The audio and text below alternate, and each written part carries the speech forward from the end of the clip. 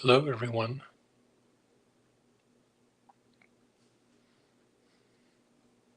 Do you want $1,000? Will LA Mayor Karen Bass?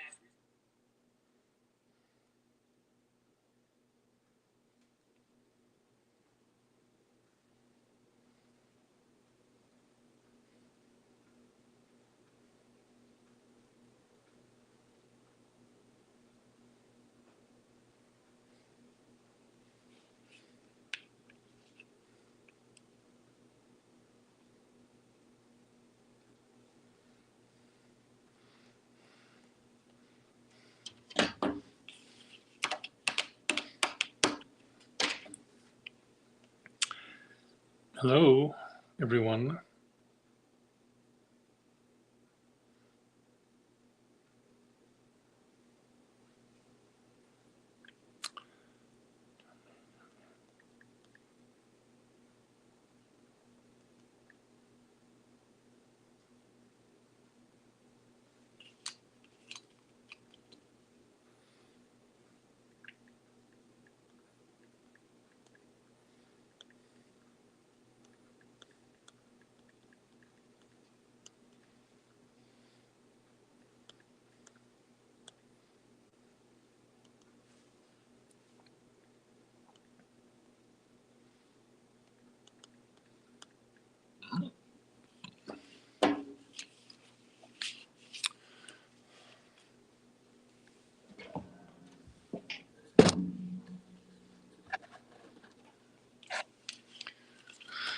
Well,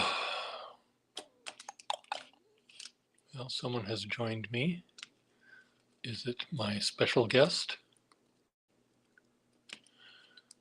Or is it someone else?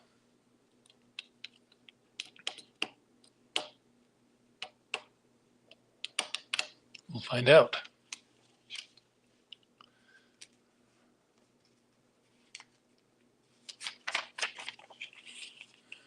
It's you from Colorado.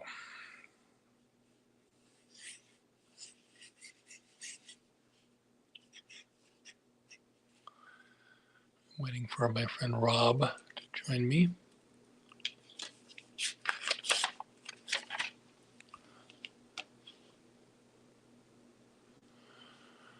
Well, I did a couple of drawings.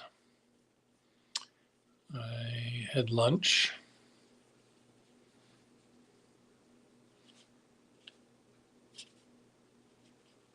Watched a couple of things.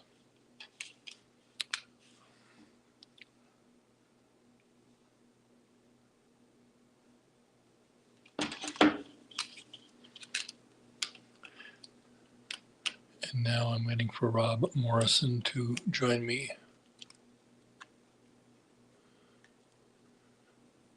I didn't stop. I talked with him for quite some time. Keshev. He's someone I've known for quite some time.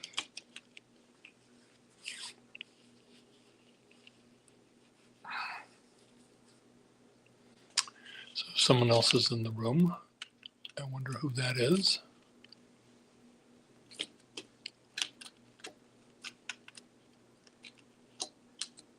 I went on mute. Oh dear. I might have pressed mute by mistake.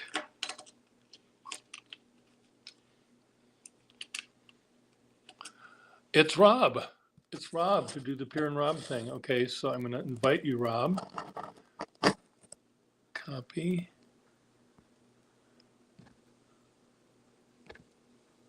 Paste.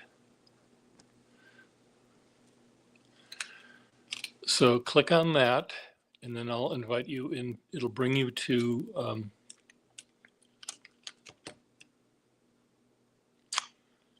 the Safari link, and then I will invite you into my room, and then Rob, you'll turn off the YouTube part of it so we don't get an echo. And then we'll figure out if it's just going to be our heads talking back and forth, or your head can be here and my pens will be here. We can talk side by side. Atomic Elf is in the room. He's from California, if I'm remembering correctly.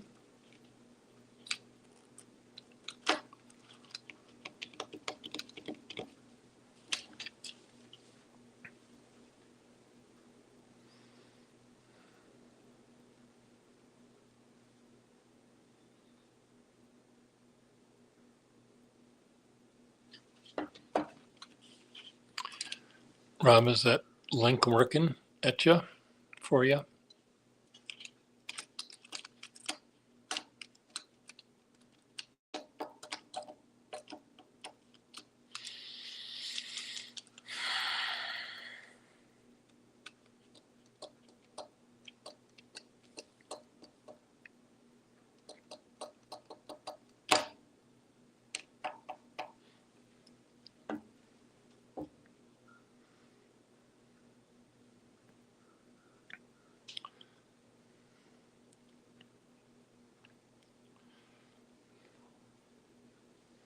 Hello, is anyone in the room? Atomic, are you there? Someone type something so I know that it's working.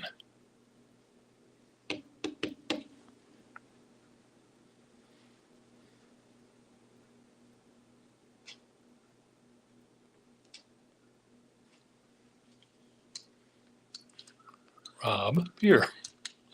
Very sweet. Except I think it's going to be Pier on this side and Rob on this side.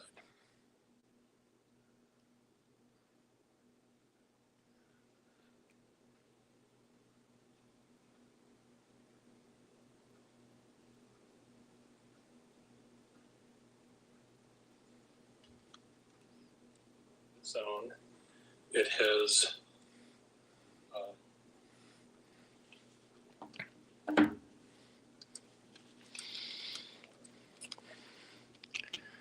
okay, where's Rob? Come on, Rob. Get with the program.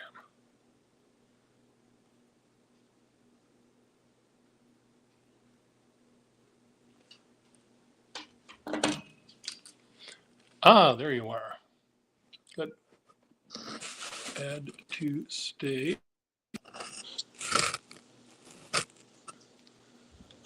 Hello. Hello. Am I on? You are. You're on. Can you actually hear me? I can. Whoa! It's a miracle. You're talking a little louder than I think you need to. Okay. Thank you. But I'll try. it's hard to contain our excitement when we've got It is. It is. 6-inch long cylindrical objects in front of us. That's right. So I just got one of these, which I'm looking forward to fixing. And what is that? I can't quite see. Oh, a Conklin. The Conklin Stars and Stripes. With a crescent. Yeah, with a crescent. There? Yeah. I don't see the crescent. I just see the crescent. Well, you can see the donut. I can see the donut. Yes. The donut. The crescent has fallen into the barrel because there's no sack in there. Yes. Okay. I understand. Those are fun. I don't know if I have a Stars and Stripes. God damn it. God damn it. That'd be a first if I had something you don't have. Let's see. Of course, that would mean it's not desirable. It's got a nice engraving. I don't know if it's presentation from dated 1920.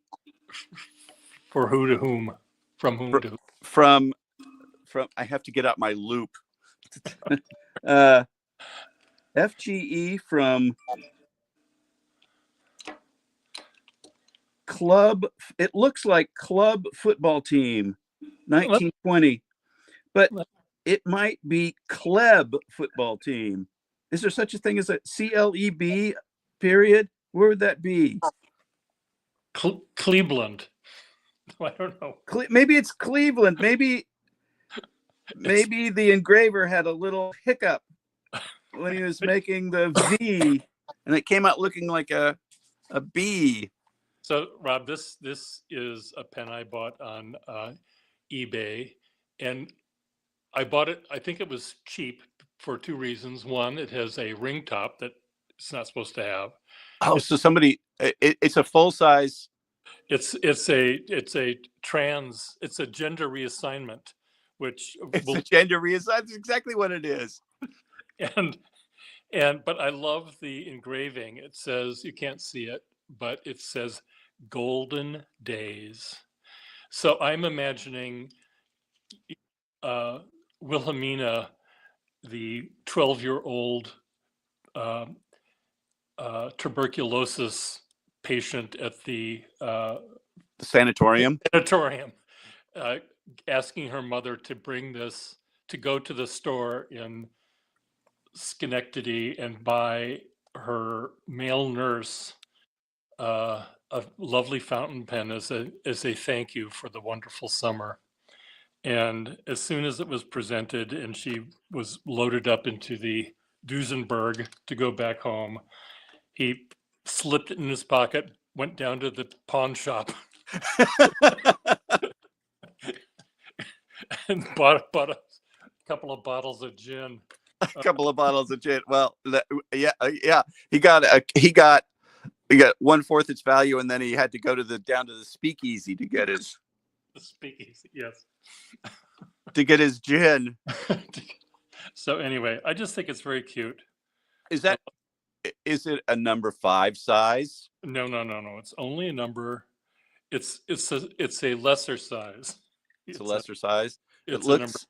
I can't. I'm looking. I'm viewing from on top of my phone, which is then filming my hands, my big stubby hands, Yeah. and it is hard. And I can't see it very well, but it looks like it might have a delightfully long tined It did. nib. It did, and then at one point I was drawing with it and outside at a park, and I reached into my pocket to get another pen to draw with, and this one rolled off the bench at Quincy Market and started falling to earth at 32 feet per second squared. So by the time it only had to fall 2 feet, but that's enough to land on its nib, and the nib went both times, and I straightened it out to the degree that I could. Yeah. So now every once in a while it spatters ink. But that's the same nib. You didn't. I didn't. I remained true to. You remained faithful to the original nib. That's nice. Well, I guess that just goes to show you that pen professionals have accidents too. Yes, we do. I have many accidents, and this I think is a 4. Yeah, this is a 4. 4 is okay. With these pens, I can never. You show me one without looking at it, without looking at the nib, I have no idea whether it's a 2, a 3, or a 4. They're so subtly different. That's part of why you got a bargain. Oh, I thought this was a Wall, but this is not. This is a Schaefer. Yeah, but you don't really know until you have 3 or 4 of them together, and then you swap caps, and you realize, oh, well, that won't fit. So right. And of course, the nibs don't always match the pen that they're supposed to be on either. So, but I think I don't know if I have a 6. Did they make 6s? They must have made 6s. Golly, subject of some controversy. People speculate about that at pen shows, and some know-it-all always comes along and says, of course they didn't make 6s. 5 was the biggest size. And then another know-it-all will come along and say, I've got 1,000,000 6s. Yes. So I'm not sure. Yeah. One of my favorite pens that I came very close to buying from, is it Scott Krause? Who is the guy that's on Facebook and sells pens from time to time? That's not his name. Paul, maybe? I forget, but he had a number, I think it was a number 5 size desk pen in this pattern. Okay. Oh, yeah. And they're the ones that have The taper. they're all a the way. single piece. I know, and aren't they great? I mean, love those. I do too. I didn't buy it, and I sort of kicked myself for not doing it because it was so, but it didn't have a base. It was just the pen. Yeah. But So, okay, I'm trying to think what kind of base you would put it would go into. I would assume that the socket would have had to, I mean, just to be kinky, Would have to have the it's Greek bloody. key pattern. have to be, but I don't know whether, I mean, most walls just were hard rubber, but It seems like I've seen one that was complete, but I can't remember what the socket looked like. It seems like it did have the pattern. yeah. Why didn't I buy it? I I'm an don't know. idiot. I don't know. Why didn't you buy it? So I don't know if you probably can't on the phone, but we have Atomic Elf #1 and Miss Marilyn Darling. Hello there. And Miss Marilyn Darling said hi to both of us. And Atomic Elf, I think, is from California, lives near my friend Cedar in Ventura, but Atomic Elf can corroborate that or not. Sometimes the people's names, they don't always stick with me. Yeah. But Oh, really? You don't have perfect recall? I don't. I don't. Oh, well, I don't know why so much that for would that. be the Goodbye. case. Goodbye. I was talking to Pier last night on the phone, and he was reminding me of things that happened 40 years ago that I'd forgotten. Yes. You just have a good long-term memory. Well, in some of the things that you forgot, you have reason to forget because That- they're more painful to you than they are to me. because I was pie-eyed when they occurred, or because I We have were a talking psychological need not to remember. we were speaking of certain things that had to do with someone by the name of Thom. Oh, okay. For me, it's just a humorous anecdote, but it may have more weight in your. I'm feeling a little guilty about all the years that I enjoyed the comedic stylings of my brother Tom Morrison. When did he ever do anything? When did he say anything that was ever intentionally funny? There was none of it was intentional. Oh, I'll just sit in the back so you guys. Oh, now stop! You're gonna get me in trouble. Okay. I just had the rice. Anyway, so what are you writing with now, Mister? I was looking for. We were talking about my fondness for Moore pens. Yeah. And I thought, well, where's some more pens? And I looked around, I couldn't find any more pens. It's because I've separated myself into so many residences that I never know where anything is. And my big collection of Moore pens is at some other place. And but I did have this L96 that's from the era that I love. And it doesn't demonstrate the qualities of Moore's as well as some other pens do, but it's the big size, which is kind of fun. Yeah. And it's really in decent shape. But I just got it, and just the old-fashioned way on eBay. Yeah. Is that the that's not the old-fashioned way, is it? The old-fashioned way was getting up at 5 a.m. Exactly, getting up at 5 a.m. and going to a flea market in New Hampshire, and then finding nothing and going home and being late for church. Find out from the old lady that didn't know what she had that Pier Gustafson just bought it 10 minutes ago. Yeah, that's right. Yes, the origin of that awful word, some guy, some guy, or some gal, some gal. So Ms. Marilyn Darling said, I've seen a desk pen like that at the Los Angeles Pen Show for multiple, probably hundreds of dollars or something. I don't know. She didn't finish the sentence. So with Moore, generally, let's see if I can paraphrase why you like those pens. You tend to like the hard rubber era, the 20, and you like them because of the extra long section. It's the extra long section, which isn't as apparent on the number 6 size. This is a big fat pen. Yeah. Now, but it's, it's different than if you take like here's a Schaefer hard rubber lined thing, and you see how it's got a short little section. Yeah, yeah. And it's got a bump right there where you hold it. Yeah. Well, what good is that? It keeps you from sliding into the nib. I've never had any trouble sliding into the nib, and that's why, long slip cap pens are lots of fun for me. Yeah. Except they're not as practical, Yeah. Well, I do like the little break, whether it's the clunky ones you see on early dual folds, or the smooth ones that you see on later dual folds. I like that. Yeah, like this big old thing right here. Yeah, that says, "Hey, maybe I can give you a callus right there if you write enough." And it did. Look, it gives you a. See, you people that are watching this, this is what we do. We turn regular pen use into a laugh riot. I guess you could say that. So, okay, so it's like, okay, here's a Waterman 56. Yeah. Unfortunately, the equivalent of a purple nib. Yeah. Yuck. And but okay, it's nice and smooth right there. It's okay to hold, but where's the extra length? Yeah. That's why I love those Onotos from the 30s and 40s. The Onotos are great. Oh man, they're so elegant.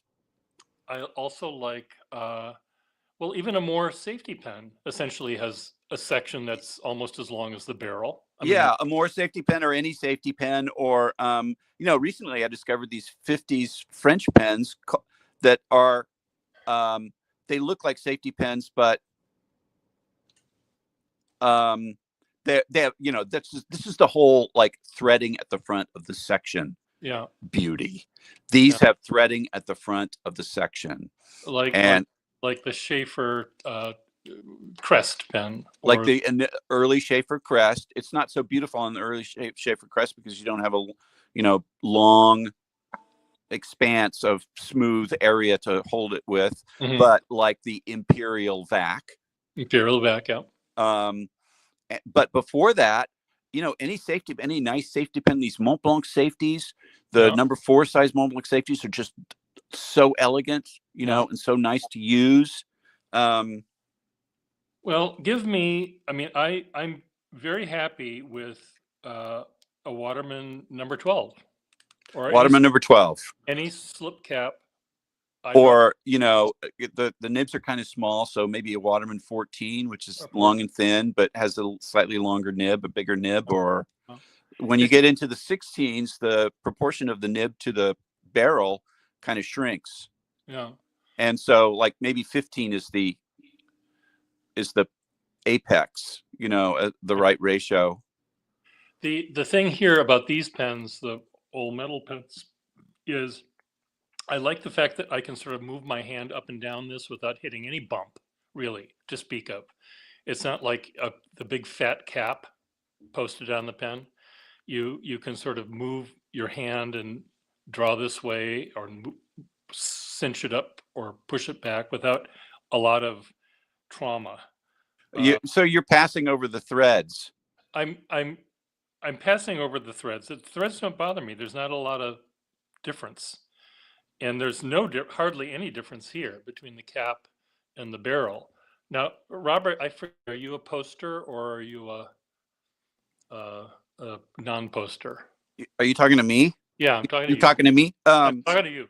I like the idea of posting the cap, and with some pens it's nice to, and with the ones that aren't, I don't. You don't? Like if it's too back heavy. Like this one, maybe if I were just using it. I mean, I had one of these, an L96 that was the famous red dot pen. It was black. It had this extra band right here, and it had the red dot. And I used it as a daily. It's an everyday, an EDC. An EDC, exactly. I EDC'd it. Ha! There, I said it. You said it. I EDC'd it for many years as a lawyer in Boston, and it was just perfect, just lovely, and just, reliable. And the other thing I like about these is when you get the correct era, Yeah. slightly newer than the 20s hard rubber ones, you get this very shallow feed, which I don't know what it does, but 18 size 100-year pens are like that too. Yeah. The very shallow feed gives you a greater feeling of writing with an old-fashioned fountain pen. I see. Yeah. And I don't know. Yeah, I don't know what it is, and also the angle that the nib approaches the paper. The nib is bent downward. It bends down, and some people that's sort of a matter of taste, I think. And for me, I happen to like it. Yeah. And so it suits me, and so that's Yeah. The downward tilt of the nib and feed on. You always look at there, think it's I have to heat set the feed because it's hanging down way too low. But right. Nib and it fits, even though I don't understand how it works unless the hole is drilled crooked in the. Well, I think it has to do with it. Maybe it has to do with the shape of the tail of the nib, and maybe that's why more nibs are always cracked. They're always cracked. This one is cracked. Yes.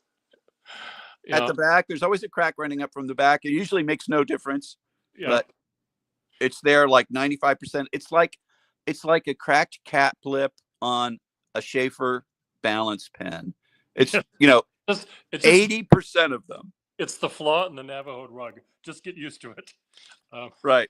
But whenever I see a Moore nib, for some dumb reason, not all the time, but I think of the way the Concorde jet would land. Yes. The landing Concorde jet. Yes, of course.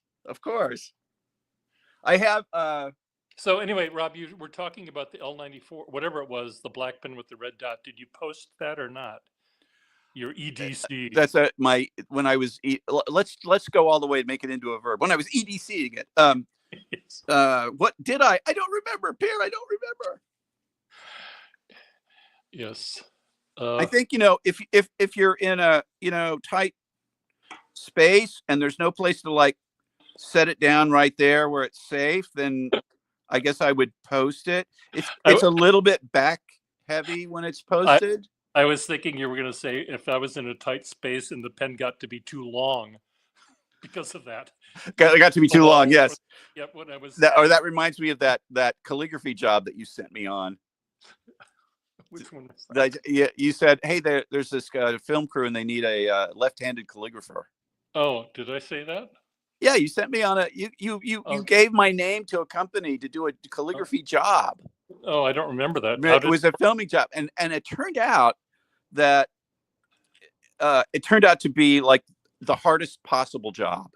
Okay. Because what they wanted was not a left-handed calligrapher to like show somebody writing who was writing with his left hand. What they wanted was somebody who would write the owner of the company's name, do a facsimile of his signature with their left hand so that it looked like it was him who was doing it. Oh, I remember that job. Now, that was yeah. For the and air, so, okay, so air, that would, so that, and they wanted it to be, so it had to be a left-handed overwriter. So I had to write with a hook. I had to write with a hook like this, and I had to write the guy's name, and it had to look just like his signature. So this was that airline company, right? I don't know what it was. I don't remember what it was. And then, okay, so then they said, oh, okay, and you can't just do it like at a convenient height and on a stable desk. You have to do it on this contraption that we've built. So I had to reach my arm up and do this job, this impossible job, impossible.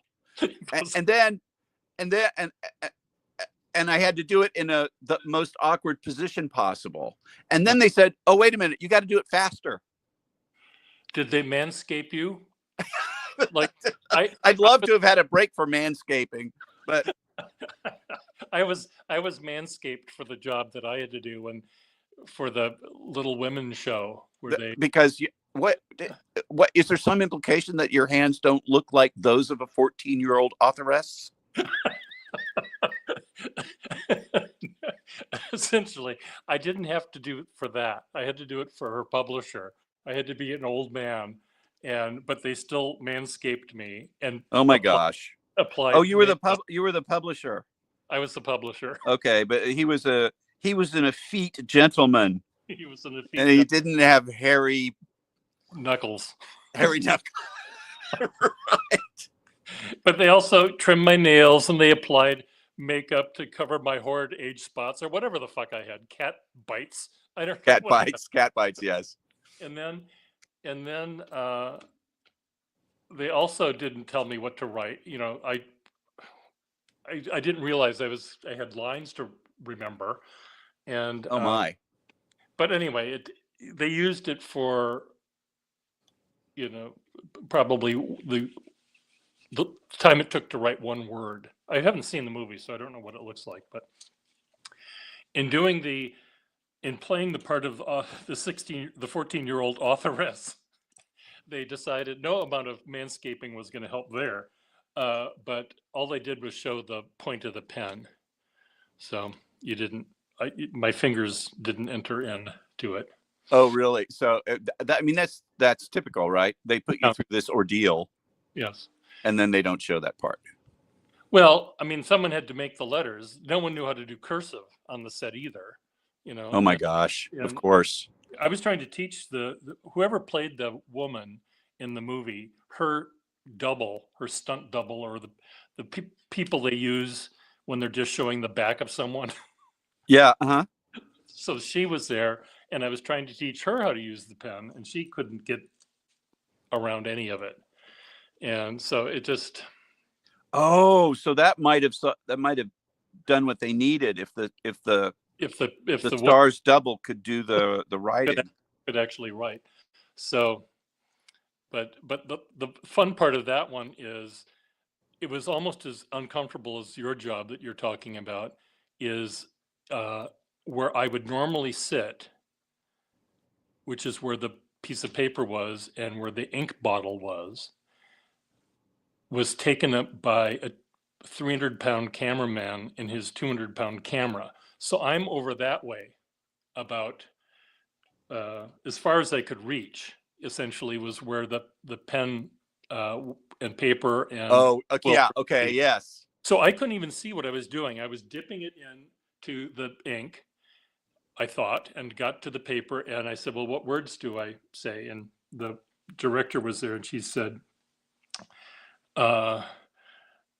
whatever the line was, it won't feel like Christmas without Dad, without Father, period. That's what she wrote.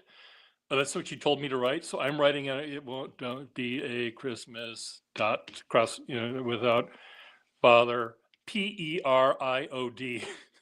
I spelled period instead of made a full stop. You flubbed it. You flubbed your lines. Well, anyway, they didn't need to do a take two. They just, just see that part of the film, if they even show it, if it made it past the cutting room, crossing a T or dotting an I or something. Well, that's true modesty, Pier. You go to all this trouble, you go through this ordeal, you get this job in a movie, and then you don't even bother to go see the movie. I don't even bother. They should give me a ticket, for God's sake, or at least manscape both hands so I don't look like a buffoon. That's true. Yes, make me.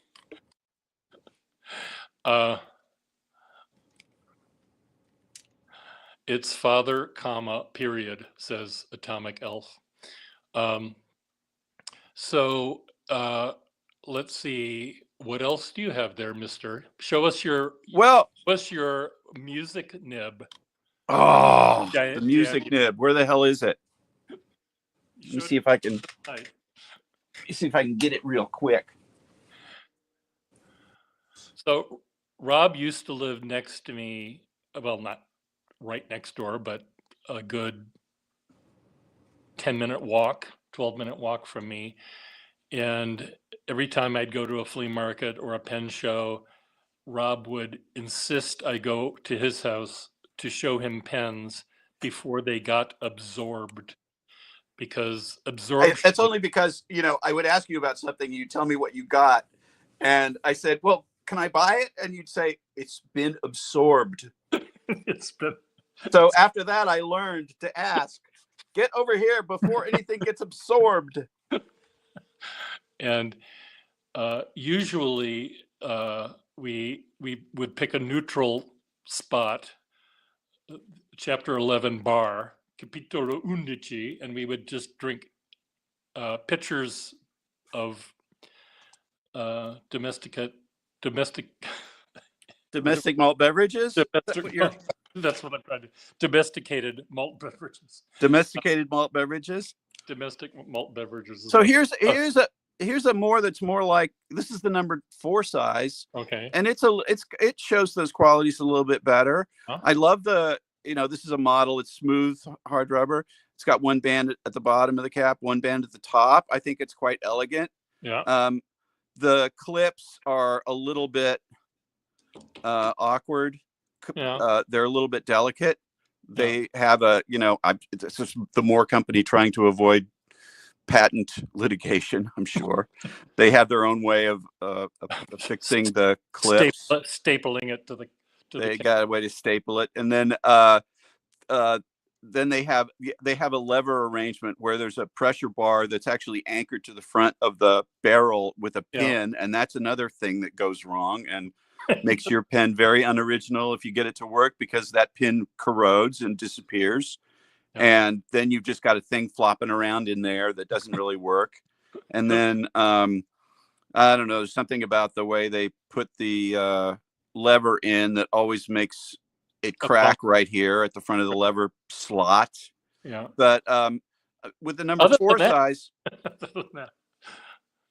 you see, I mean, you can kind of see it looks more like a nice big wall, and there's lots of I was going to say speculation, but there's been a lot of research by the more academically inclined pen collectors about how this section came to be on these Moore pens in the 20s when they came from the American Pen Company. You'll find this shape of section with the American Pen Company pens and with walls. I mean, did I have a big wall?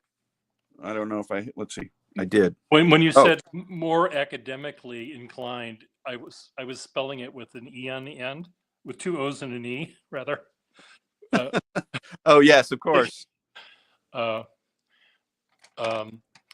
they do have, the Moore Pen Company has. I'm trying to think of anything they did that was original to them, other than the safety. Well, the safety is completely original to them. Yeah, I mean, that's original to them, their idea, and all of the evolution, all of the versions of it are really cool. But the lever and the clip and everything about the Moore seems less. It seems less attractive, I think, than a Wall pen. I think Walls are more elegant, but you may disagree with me. I do like their Tuscans and their Luxors. The yes, made with the hard rubber terracotta color. And they made they made a plastic version and a hard rubber version, and you can tell the hard rubber because it's oranger. Yes. And I like the Luxor with all of the extra little bands. Or not the Luxor, which is green. Which is the green one? That's the Luxor. Luxor's the green. I don't know. I think they call some of the hard rubber ones Luxor, don't they? Don't some of the hard rubber ones with the fancy bands at the top and bottom and the plate for the engraving plate on the back? Maybe. I don't know. I know that the Tuscans were the brown ones. Right, yeah. And I thought the green ones were the Luxors. Oh, I think they just called that jade green or something like that. Well, they could have. I think the Luxor had more to do with the amount. I don't have any of my more catalogs around here. It's been years since I looked at them. I think the Luxor had more to do with, they were the more decorated, slightly more decorated models. Uh-huh. There's But some I'm that are not quite sure. cool. You see enameling on the bands, Oh yeah, blue exactly. Yes. enamel, and they have those big name plates on the cap and sometimes the barrel. They're quite interesting. I I think do. the Swan pens have it on the barrel, I think, but the Moors only have it on the cap, as Yeah, far as I know. yeah. The plate, and then the plate will have it'll be a gold-filled plate on the back around from the clip, and then it'll have a line of enamel around the edges. Oh yeah. That'll match the enamel decoration on the bands, and they're beautiful. Yeah. And I have a couple of 94s like that, various degrees of bling, and you can see how they just said, well, let's see, we can't do anything to the barrel, so let's jazz up the cap, finding a way to make them fancy in the cheapest possible way. Yeah. But they're still a step up from the really cheap pens of the era. Yeah. They're not quite as, when they do something decorative, maybe they don't do it with quite the at quite the expense of maybe Parker. Actually, I think they do. I think they are. When they add things, they're just as good. I think so. They always seem to be, though, to me, they always seem as if someone brought this perfectly good pen down to a jeweler and had them add the bling. Yes, right. Yeah. It always seems like it's not integral to the design. Right. That is true, of course. That's the flaw that I see with those. But I must admit, I really love the look of the more fingertip pens. Oh God. It's like, it looks to me, I have one that's red. Yeah. Fire truck red. And it looks like it would have been the pen that whoever followed Stalin used in signing their documents in the Soviet Union. There's something very Sputnik-y about that pen. Yeah, they remind me of those laundry trucks that you sent me a picture of yesterday. They're like mastodons. Yes. They're so it's like, I'll show the audience what we're talking about. Yeah, I mean, let's make a pen that exemplifies streamlining as much as possible, and then let's make a shape that exemplifies streamlining, and then let's put a nib on it. Yes. So here's oh shit. Here's what I sent Rob yesterday. So these trucks were, the purpose of these trucks was to go from I suppose laundry, dry cleaner to dry cleaner, or laundry to laundry, and pick up the supply of collars, detachable collars limited. Right there on the side, it says collars limited. I know, but they wouldn't. This truck didn't exist just to go to your house on Stone Avenue. No, they probably wouldn't just go to my house. They would go to the laundry, and the laundry, would do normal clothes, but the ones that required a gallon of starch per collar, they had to go to right, and special machines. So Atomic said, I have a music pen where the clip has been fashioned into what looks like a music note, and I think the nib is a right oblique. Well, show Atomic Elf and Marilyn and whoever else is in the room what this looks like. Well, so this is a 100-year. This is an emblem pen, the descendant of the successor to the 100-year pen, and like all of them that are in this color, the back end is broken off. Yeah. The other feature is that, like many Watermans, the lever box has been broken, and somebody decided to splash some super glue all over it Okay. to try to repair it. So, Yeah. and this is a Canadian emblem pen, and Let's most just stop there. Let's all just hope that the person that did that to that pen also had an itch in their eye and they ended up gluing their eyelid shut yeah, right. out for their destruction of a perfectly good Well, pen. that seems a little bit vindictive. Maybe just a momentary inconvenience. Okay, that's fine. But yeah, I mean, it's awful. It just is awful. I don't think there's any saving the barrel, No. because of all the glue stuff that's all over it. But the only imprint is on the barrel. Usually the imprints are on the cap, and there's nothing on the barrel. So this is the 18 size, the big size of the No. 100-year pens. And so this has this. I'll draw what the music nib looks like for those that. Ooh, is this doing anything? It's not gonna, is it? Well, move the paper with the lettering up, set it down on the paper. Yeah. And then move the, usually, the lens will focus on the lines of the paper. Right. But it's when you try to focus on something that's shiny, it doesn't know what to do because there's too many reflections interfering it. But anyway, this is what it looks like. It has 2 slits, so 3 times, and as with any of these pens, you have double the chances of railroading. Double the chances of railroading. That's right. And what would that look like? That if you could control railroading if there was some way that you could make the ink not flow very well, but just enough to railroad. I guess you can't. Railroading will always go dry. Well, like I told you, this one is actually doing pretty well. I'm disappointing you, Pier. Well, it won't be the first time. This one seems to be all right. Okay. Well, most of the time when you're using music notes, music pen to write music, you're making little dots and a line that's no more than an inch probably long.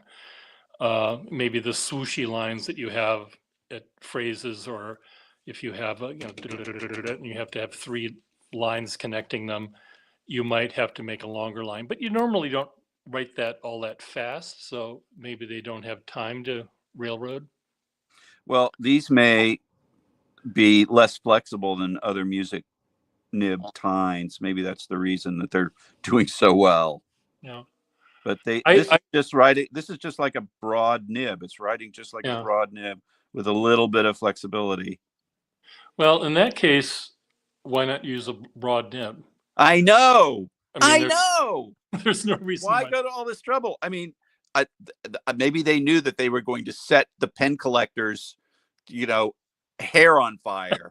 Yes, whenever they saw one of these nibs with 2 slits and 3 tines. And also, what we should do, boss, you won't believe this, but I bet people are going to collect these things just like people are going to collect these things. Just like they collect Fabergé eggs, even though they didn't collect those at the time. Even what did they collect back in 1920?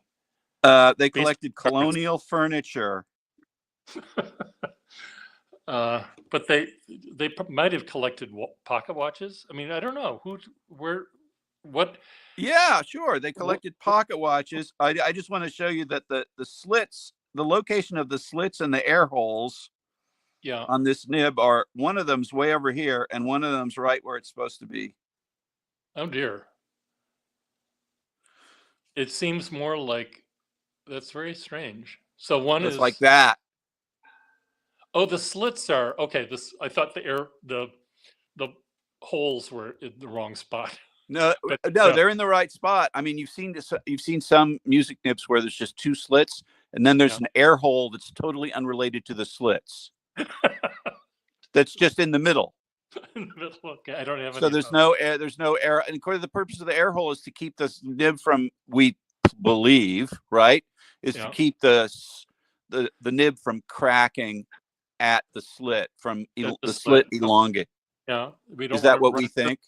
that we don't want to run into the problem like the Comet airplane jet crashing in the Mediterranean every other week because of their square windows or whatever.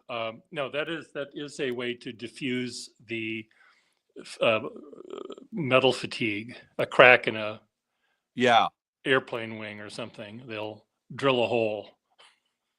Somehow that's to make it better. I Somehow know, that makes it better. Well, but it's you know, not. you have all these dip nibs that don't have breather holes, Yeah. and you often find them cracked Yeah. in a manner that where the crack forms at the end of the slit and goes back from where the slit was supposed to end. Yeah. Right. Yeah. So I think the air hole is supposed to stop that from happening, right? I think so. It could. We think that's true. I also thought it was to have airflow go back into the pen. Back So, to aid the transfer of air and ink that has to take place to make it for work. as the Parker engineers famously said, a fountain pen is nothing but a controlled leak. And that sounds like something NASA would say. Yeah.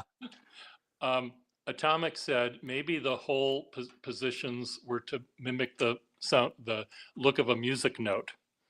Well, that would be the case if both of them were to the right side of the dot. Yes, that's right. You know, you're right. The left slit on this nib looks like a musical note. Nice. The right one does not. Yes. See? It's asymmetrical. See, Atomic, this is the fun part about pen collecting, is speculating about what the fuck was going on with these people. What other pens do you have there, mister? Let's see. Well, I've got this thing about oblique nibs. Okay. Because I like to use them for every day because EDC, you were EDCing those? I EDC them now. Yes. Thank you. Thank you for reminding me that it's 2025 and I'm supposed to use that awful expression as a verb. Okay. So this one I love because it's always terribly confusing how to describe which angle an oblique nib is at, right? Now, for me, this is just an oblique, and the other way would be a reverse oblique. Okay. Because this is the way most people use an oblique nib, and this is the way most oblique nibs are cut. So and like this, right? I'm drawing a picture because I can't, like. Yeah, they're cut like. And the angle that's the angle, and as Susan Worth used to say, a left foot. Okay. And then other people took great offense at this left foot description of the conventional oblique nib because I don't remember why. I think Dave Nishimura objected to it for some reason. Anyway, I think left foot is pretty descriptive. Well, he probably knew the actual term that might have been used back when they decided what can we do. Well, this is the question. What were the terms? And I've seen the ads, the ads for the Personal Point wall nibs that showed all of the possible nibs you could have. Yeah. And they would describe, and they would show an oblique. I think that they described a right oblique and a left oblique differently. No, that's not true. There was some aspect of the way their nomenclature that was different from the not common nomenclature today. I can't remember what it is. So one thing I like about this is here is a nib that is an oblique nib, and on the nib it says oblique, just the word oblique. Okay, and then on the feed it says L period OB period. Oh, isn't that special? So, well, I mean it's a Pier, it's a clue. It's a clue. I know, it is a clue. It's like the wall people were referring to this as a left oblique, the left foot nib, the one that, the oblique that I like. I can't stand the other one because it does totally different things. And what I like about this is you can just write normally, and you get a you get the benefit of thick and thin, and the thicks and thins are in all the right places. Yeah. But you don't necessarily take up more horizontal space for the same amount of writing. In other words, you can still write a check to your dad's nursing home, which costs more than $7,000 a month, and it can still be all on the same line, even though you have to write the words $7,126.46. Yeah, I see. And it can all fit. I mean, it's like you're buying a car every damn month. And you're watching your inheritance dribble away by Right. Well, it couldn't be spent in a more satisfying way. The guy is doing great. Oh, good. But it does cost a fortune. Remember me to him if he remembers me. Just say Pier says hi. I will do that. And but it is shocking how much elder care costs. Yeah. And he's got every kind of problem, so he's like the highest level of care. But you know, and here we go. Atomic Elf says, you were EDCing an oblique nib skibbity toilet. I don't quite know what skibbity toilet means, but maybe in California that means hot shit or something. But I don't know. What Atomic? What does skibbity toilet mean in English to a Midwesterners like us? Oh, Rob, did you listen to My Word yet? I listened to most of the first episode in the 2-hour-long thing that you sent me, Pier. Thank you very much. I was kind of busy this morning. Okay. Did you enjoy any of it? It's hilarious. Okay, you're absolutely right.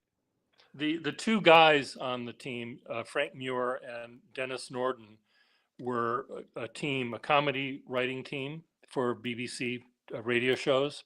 Yeah. And the two women, sometimes they change the women out from time to time. One is named Dillis, but it almost sounds like her name is Dennis. So you have to. Oh, okay. Yeah.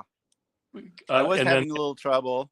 And then the other one is Ann Scott James, and her name is Ann, and then her last name is Scott James.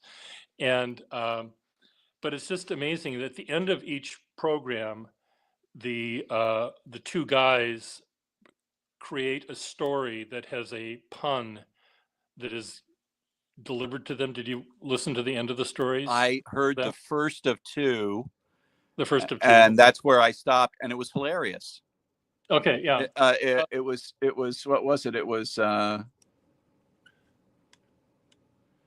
have furries at the bottom of my car den. My ice tray. I have wasn't it his ice tray?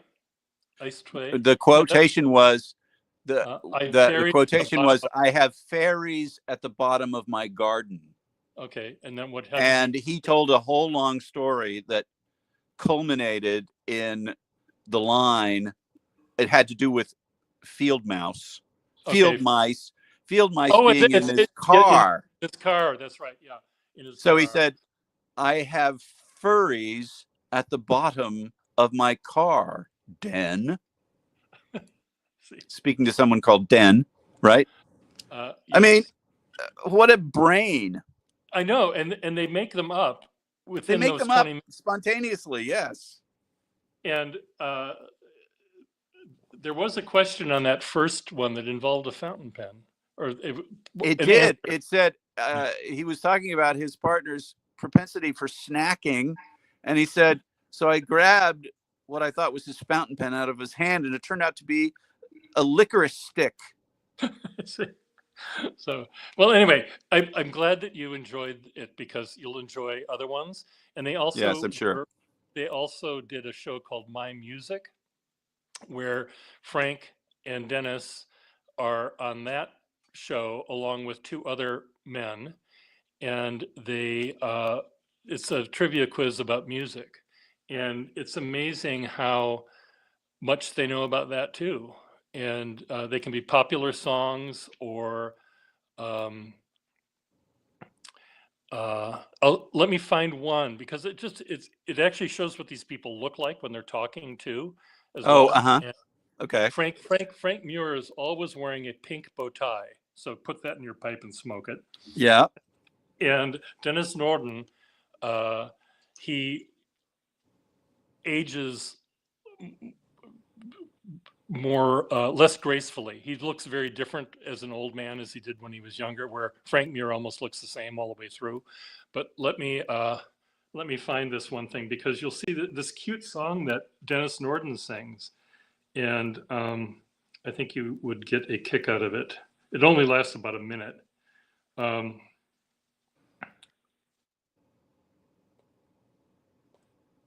My music.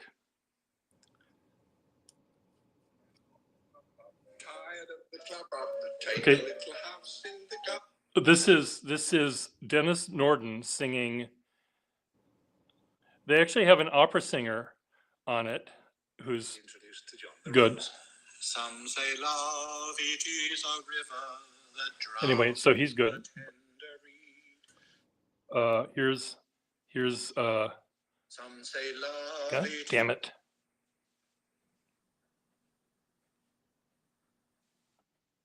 Come on, Dennis.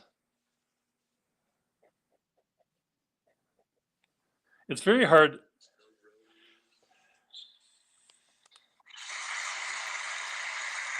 So here's Dennis now. Weston and Lee, two ingenious British songwriters. I believe they made a practice of writing a song a day, didn't they, Dennis? Anyway, they kept up a terrific standard. Here's another one of theirs. In our little garden suburb, far away from the noise and the hubbub, when you're tired of the pub-up, tired of the club-up, take a little house in the garden suburb. There you can grow stewed rub-up, a bath in an old rain tub-up, and so leave all the hubbub and the pub-up and the club-up and grow your own grub-up in the suburb. That cute? Yes, it is. That is wonderful. And then here's Frank Muir's song, and he's not a very good singer, and he doesn't pronounce his R's at all, but he's so damn cute. Barman. It's an opera. Oh, yeah. Barman by B-Day. Carmen. Almost time to fly away, I'm afraid. But first, Skylark will be sung by Frank. You ready? Get the writers to settle in a moment.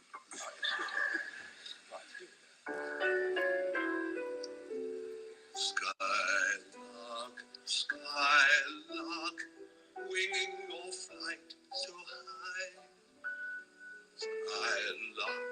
Skylark, when you go up in the sky, if among the angels, mother, you should see,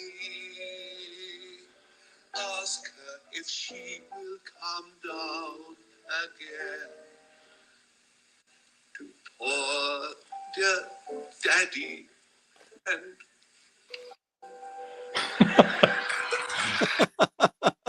Isn't he? He's just a card. He looks like a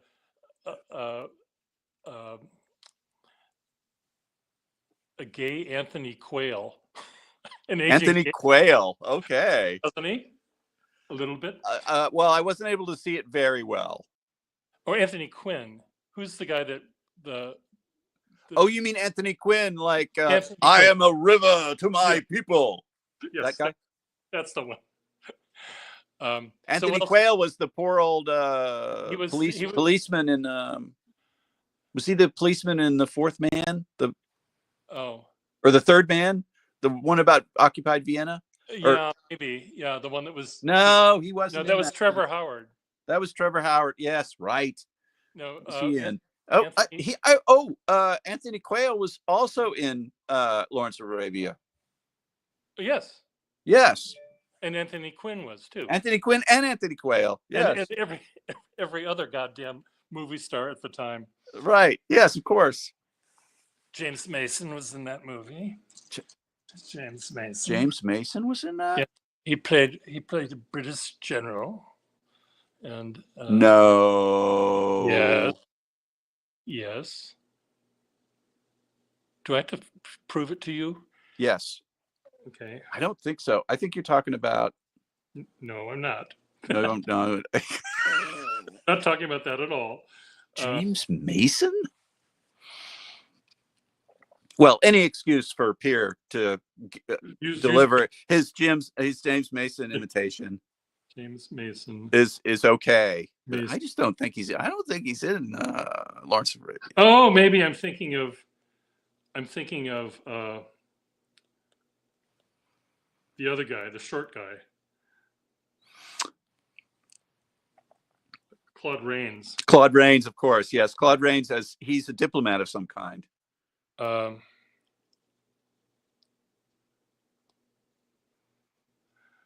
Okay, James Mason.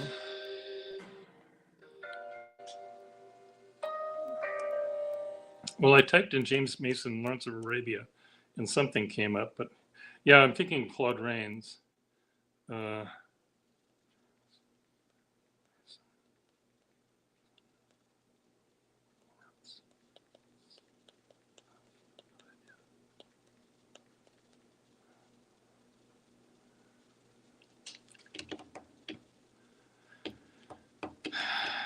He's the one who has to explain to T.E. Lawrence, Mr. Pico and Mr. Sykes got together and they got a map of Arabia and they divided it up between France and England. Yes.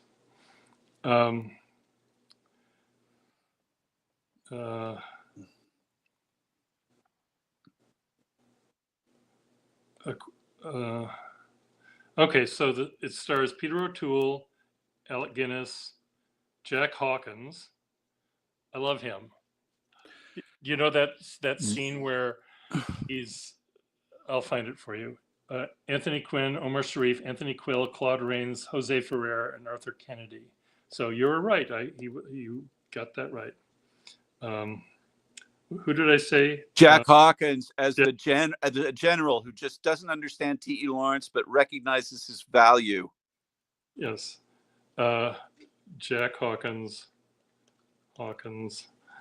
There's this great movie about a bank robbery where he organizes it and gets all these other people that used to be in the military with him to rob this bank.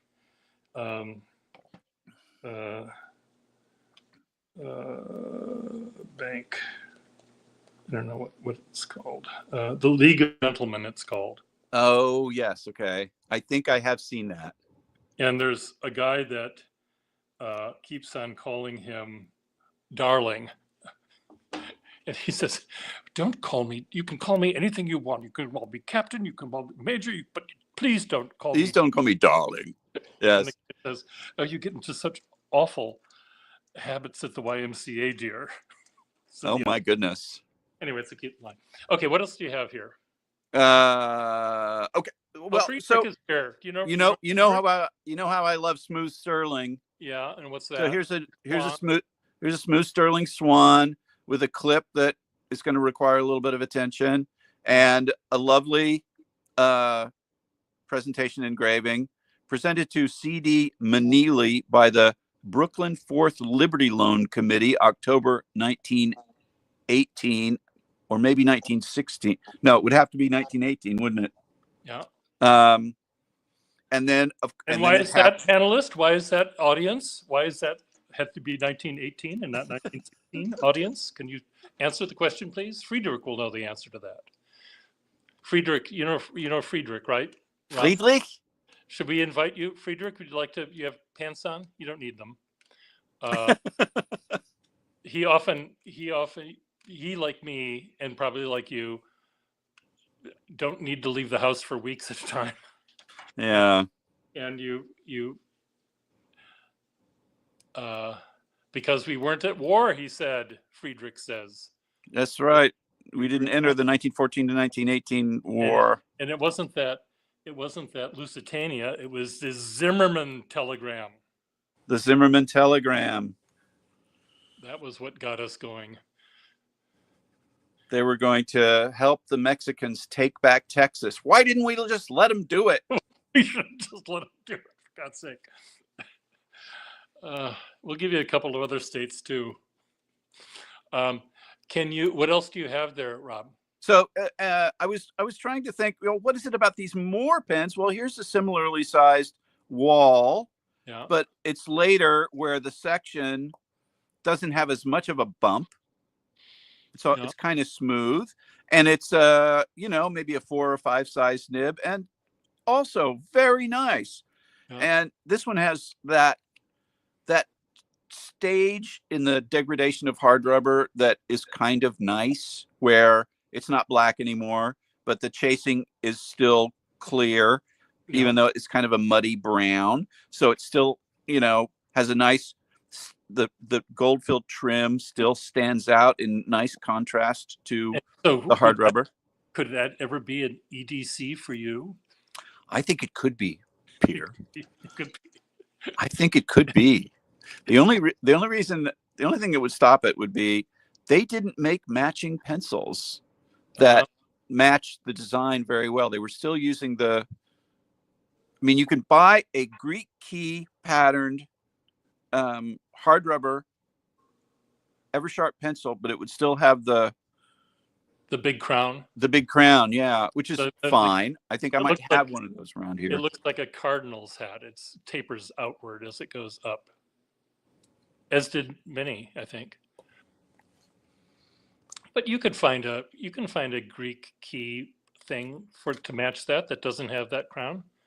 Can you? Yeah.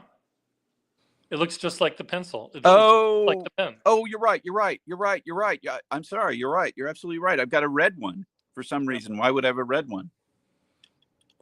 I guess I just don't have a black one at the moment. And then, so I showed you this one, and I just got this one. It has a cool add-on clip that I've seen before. Accommodation clip.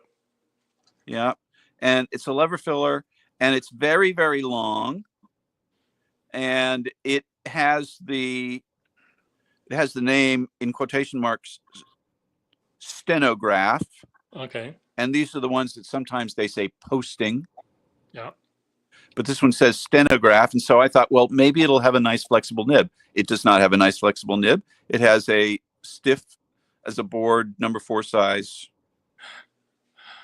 nib in it, but still and I don't know whether were stenographers required to have a flexible nib? I don't think. Well,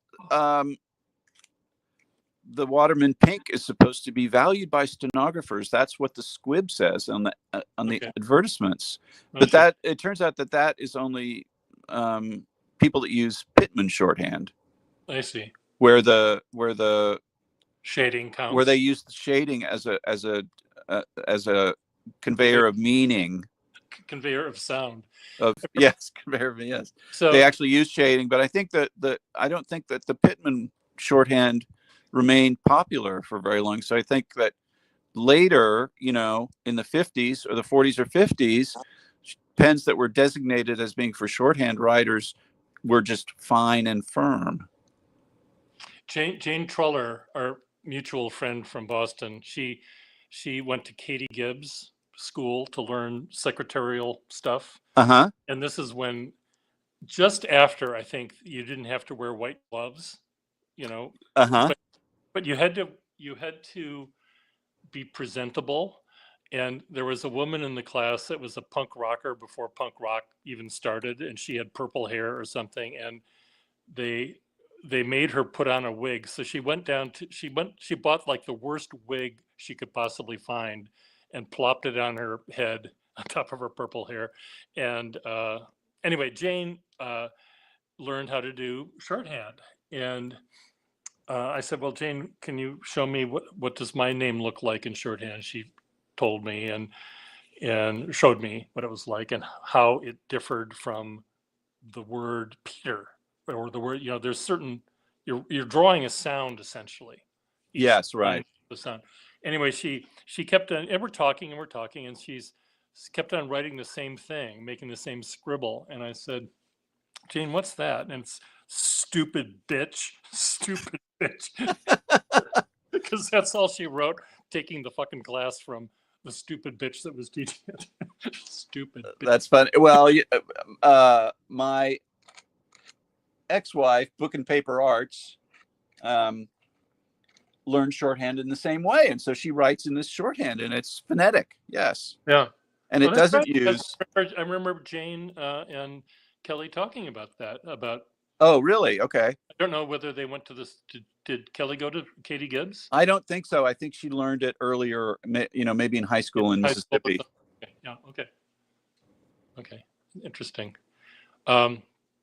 So Friedrich, you don't EDC hard rubber pens Atomic? He asked Atomic, and Atomic didn't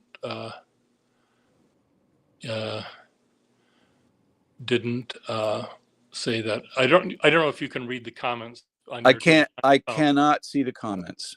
So I'm just trying to keep the people. Well, it's interesting, isn't it? I mean, I used to EDC or I tried for a while. I remember having like maybe it was a black hard rubber duofold or something pretty nice. Mm-hmm. And I wore it in the inside pocket of a tweed suit. Yeah, and when I got home, it had totally faded to a khaki color. Yeah, no, and that really can happen. And so that's why when I look around for, I'm always looking around for little things to carry pens in. Like here's and I use these cigar cases, and my fantasy is to create the perfect pen case that it's not so much, it is partly to protect the pens. It's partly because I always want to have 4 pens when I walk out the door. I want to have like a set. I want to have an oblique nib. I want to have a fine flexible nib.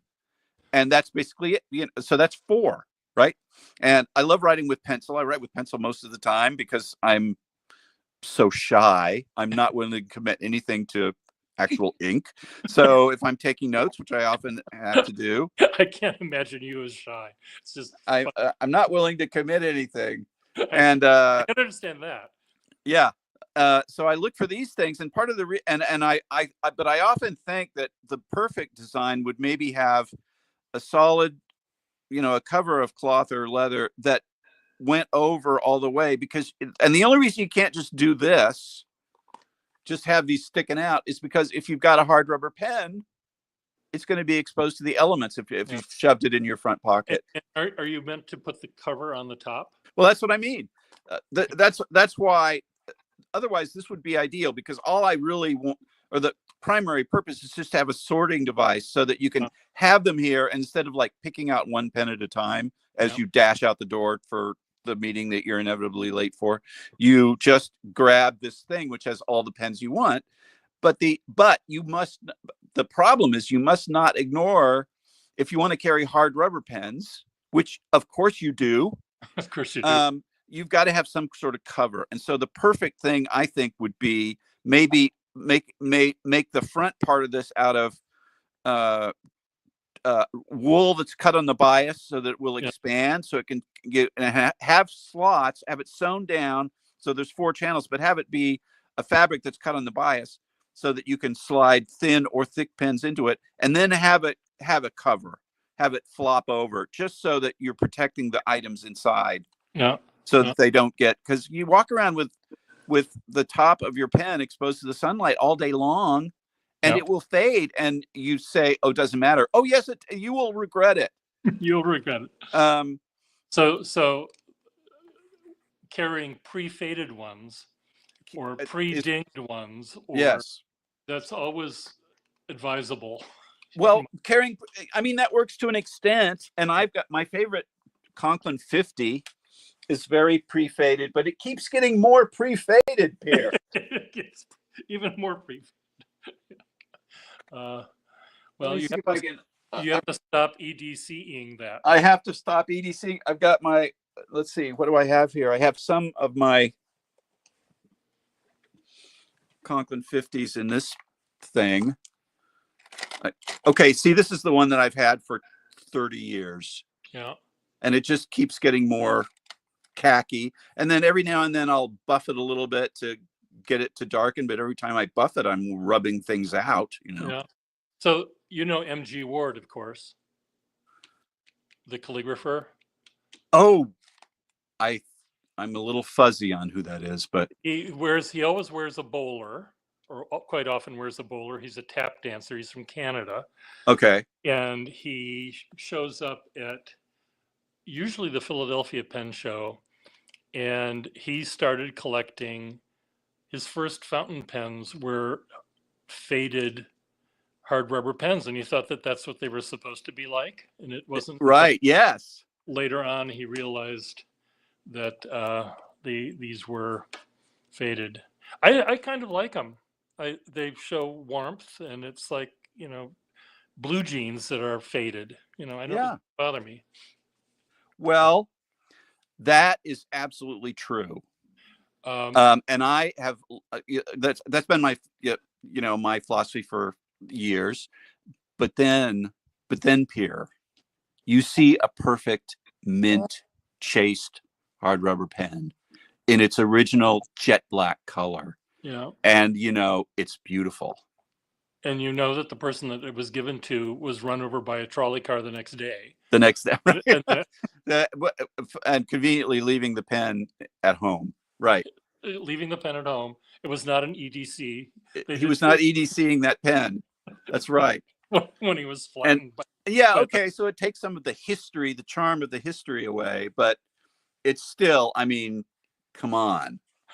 No, it is nice. It is really nice to find. When you see pens that are jet black and they look like they're magically brand new after years, and it is kind of fun to see that, where you see the crisp edge from. Yeah. So here's a crisper Conklin. This is like a lever filler. Yeah. I mean, compare. Yes. This one is still faded. There's that other school of pen, the cohort of pens that you find that are the colors faded, but they weren't used at all. They were just set out in the sun. In the sun, yes. So you'll have a khaki color, khaki side, and a black side. So it's like the half woman, half man at the freak show. Yeah, yeah. And then when you every time you screw on the cap, you got to align the two sides. Otherwise, you're all fucked up. That's right. If you're the least bit fastidious, it'll bother you if it's like some sort of checkerboard. If you yes, the word in heraldry for that pattern is counterchanged, where it's a checkerboard. What? Pier. What? Explain this heraldic term. Do I have to? Let me make sure it's correct. It's when you see, well, let me see if I'll draw it first. Here's azure a bend or. Azure a bend or. So azure, what Robert just said is the shield is blue, which is the subject of the Scropes trial, right? Is that what it was called? The Grosvenor Scropes trial. Is that azure bend or? Azure a bend or, yeah. And the bend is the diagonal line, right? Yeah. And I don't know if I'm doing it the right way, or does it go this way? One would say I think that's the correct way. And then so this is blue and this is gold. Right. Azure, a bend or, and or yes. means gold. And what's fun about heraldry is what the herald would say. He'd describe any coat of arms using just words. And sometimes if it's a complicated coat of arms, it's 3 pages long of words. Did you know that, Rob? Absolutely, yes. And they would never say, let's say this Azure Abendor, And then you know what the engraving conventions for colors. and I know those two, but let's say that there was a star up here, Yeah. was also gold. It would say Azure Abendor,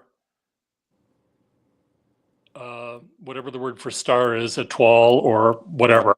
Yeah. And somehow describe where it's located. Yeah. Word, and then they would say of the second, which meant of the second of the color. The second color named is the color. Oh, So they wouldn't say star or, they'd say star of the second. okay. So making it even more mentally crazy. So what am I doing? Counter changed? Counter. Yeah, you had a word for the Chart. what? Countercharged or changed. The nature and origins, counterchange refers to arms with a field of two tinctures, a metal and a color, when one of the backgrounds for charges and the other tincture on one side of the shield on the relationship to the other. So it's one side is, see, this is counterchanged. Okay. So it's like a checkerboard. So that's Yeah. Okay. Well, thank you, Pier. And which state in our union has Maryland. You got that? You didn't even have to let me finish. You don't have to ask me. Yeah, you didn't have to. I would have gotten that before the Jeopardy host got to the end of the question. Yes. I always thought that was a funny looking flag because there's something about it that looks non-symmetrical. Maryland, Maryla. Well, you know why we have this fetish for great seals, like the Kansas Great Seal. The flag is the Great Seal of Kansas, and it's like a picture of a guy plowing a field. Yeah. Yeah, isn't that beautiful? That is. I thought that does it? I don't know. Maybe it doesn't. I don't know. There was something about the long side here. There's sort of a optical illusion going on there. Yeah. I mean, this is kind of clumsy too. That space. Oh, like just go to the corner. But anyway, that flag's all counterchanged all over the fucking place. So we have a new flag in Minnesota, Rob. What? We have a new flag in Minnesota. Oh, do you really? Oh, I'm sure it's awful. Is it awful? I kind of like it because okay. The flag that we used to have, maybe it's like the one you have in Kansas. It's a blue flag with a shield with all sorts of shit in it. It used to be. And Minnesota state flag. State flag. The original one looked like this. Yeah. Okay. Put a cherry on top for me. Why not? Well, yeah. That's sort of the same generation of state flags like our Kansas state flag still is. So now oh my God, is that it? There's the new one. Oh, I don't know. Well, a lot of people objected to it because they thought it looked too much like the Somali flag. And there's a lot of Somalians here in Minnesota. Right. But the guy that designed it, he has this shape here represents, it's sort of an abstract of Minnesota. It looks like a naval flag of some kind. A burgee, a double-tailed burgee. And the flag, or the star rather, is eight-sided, eight-pointed. And it matches the, there's a pavement flooring, tiling in the Minnesota State House, St. Paul, that has that star. and it's the North Star is our state motto, the North Star state. So I think it makes a lot more sense than a farmer chasing an Indian off the land, you know, Oh, which is is that what it is? Oh my well, goodness. that's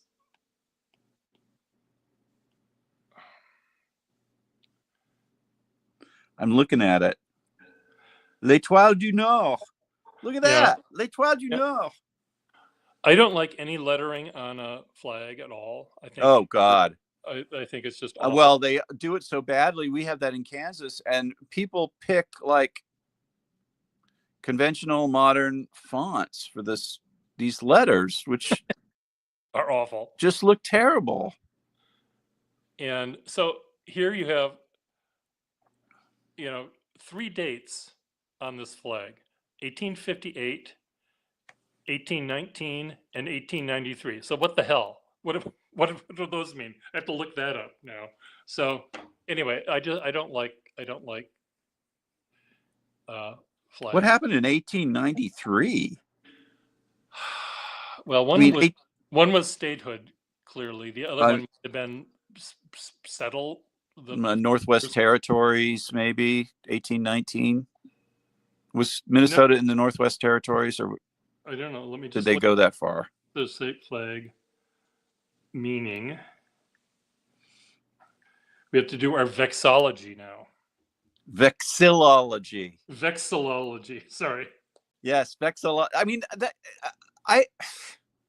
should be taught in schools. It should be taught to adults. Well, there's a vexillology subreddit that I look at every so often. It's just always fascinating. Yeah. Okay. Show more. We have we have a Hutchinson, Kansas flag of our city, my hometown where I am now, my original hometown. Yeah. And it looks like that. It's got a star like that. And because our colors are blue and gold, the colors of our local high school. And in fact, it might look exactly like that, except in blue and gold. Uh-huh. And it just looks, I don't know, it looks cheap. There's something about it. Stupid this one would have been if they chose that. Let's put a fucking bird. Oh,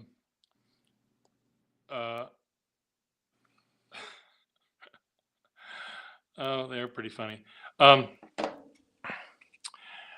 Friedrich says 1893 is the century of progress, he thinks. Of the Chicago World's Fair? Century of progress, he says. And Friedrich says about Maryland that has elements of Queen Mary's coat of arms. Well, it was the Lord Calvert's coat of arms, wasn't it? I don't know. And the reason no state flags copied that convention is that we had a very strong anti-heraldry rule in the United States, because we didn't believe in having an official nobility. Yeah. And so that's why you have all these states that use this thing called the Great Seal of Kansas, the Great Seal of Missouri, and they have these pictures of a farmer chasing an Indian off his land. Yes. I'd never noticed that before. He's plowing, and then he's plowing in one direction, and he's turning his head against the camera toward the Indian in the background. And what's he saying? Get off this land. He's shouting at him.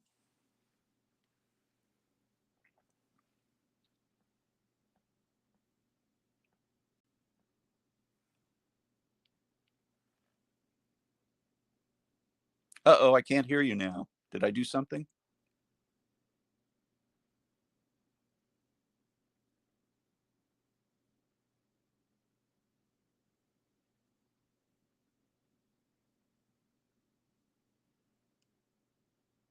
Pier, I cannot hear you. Can you hear me?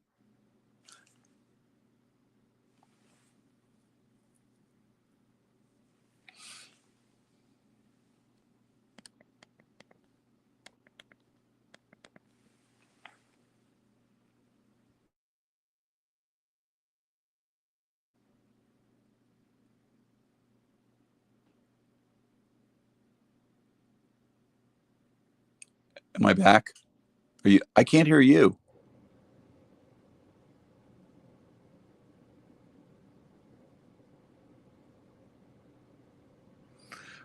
Although you're being very, your hands are being very